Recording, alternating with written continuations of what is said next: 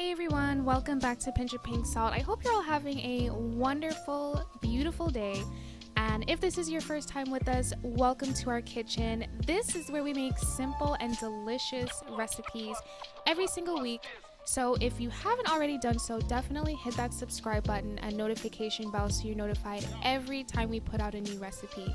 It's the second day of spring. It's beautiful and gorgeous outside, and we're starting off the season with this creamy, cheesy mushroom pasta dish. It's so delicious. You guys are gonna love it.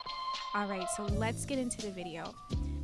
All right, so first we're going to be combining our dry ingredients, and this is for the sauce. So we're going to need some nutritional yeast, and we're also going to need some onion powder, some cumin, some smoked paprika, some dill, pink salt, cayenne, that's optional, just if you want some spice, and some black pepper. And we're going to whisk that all together really well until it's completely incorporated. And now we're going to add in our plant milk. Guys, please, I'm begging you, please make sure your milk is unsweetened. When I made this recipe a few days ago, I actually used sweetened milk, and I already added it to the mix. So I was like, you know what, let me leave it, let me try, let me see how it's gonna come out. Guys, it wasn't good. Okay, so just make sure your milk is unsweetened, okay? So now that we have it all mixed, we're gonna move on to our vegetables, which we're gonna be using mushrooms. I'm using baby portobello mushrooms. I really like their texture.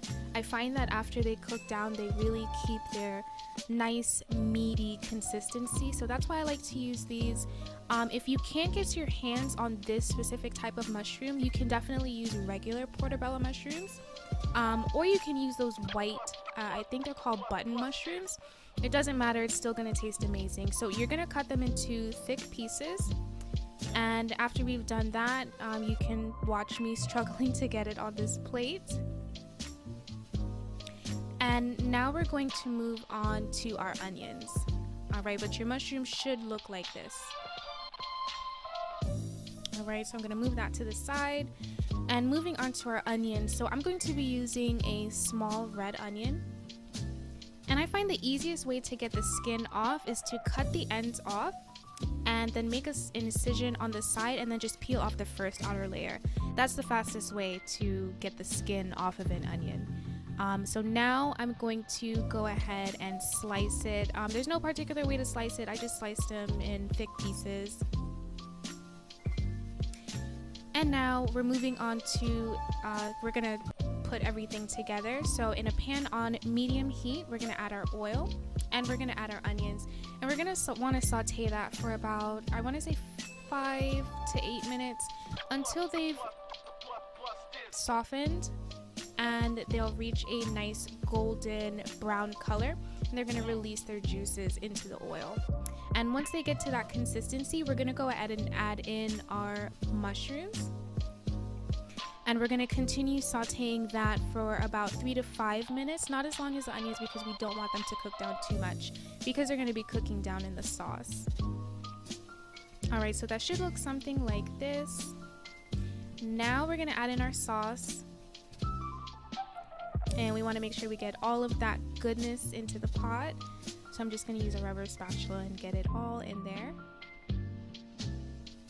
And after we do that, we're going to mix this all together and let it cook. And don't worry, it does look a little runny right now, but it is going to thicken up as it continues to cook down and reduce. And you're going to want to make sure you mix it pretty frequently so it doesn't stick. I just added in some fresh basil, and I'm adding in some pink salt, and I'm going to continue to mix this up as it's cooking. And as you can see, it's starting to thicken up really nicely and get creamy.